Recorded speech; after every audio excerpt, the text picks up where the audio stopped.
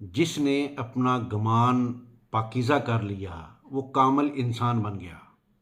درویشی اس کی خیرات، فقیری اس کی فطرت، اور ولایت اس کا دین ٹھہرا۔ اور آگے بڑی خوبصورت بات ہے کہ پیسہ رزق کا سب سے چھوٹا درجہ ہے۔ جی ہاں، پیسہ رزق کا سب سے چھوٹا درجہ ہے۔ تندرستی رزق کا اعلیٰ درجہ ہے۔ نیک اولاد نیک اولاد بہترین رزق ہے۔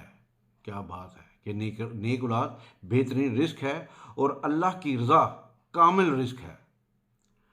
اور آخر میں علم کے حوالے سے ایک بات کروں گا کہ علم طے کرتا ہے کہ کیا کہنا ہے، مہارت طے کرتی ہے کہ کیسے کہنا ہے، طرز عمل طے کرتا ہے کہ کس قدر کہنا ہے، اور چوتھا دانش مندی طے کرتی ہے کہ کہنا بھی ہے کہ نہیں کہنا۔ اور آخری بات کہہ کے اجازت چاہوں گا کہ حرام کی کمائی میں برکت نہیں ہوتی۔ یہ جس راستے سے آتی ہے اسی راستے سے چلی جاتی ہے، لیکن جب جاتی ہے تو اپنے ساتھ ہر شے کو لے جاتی ہے۔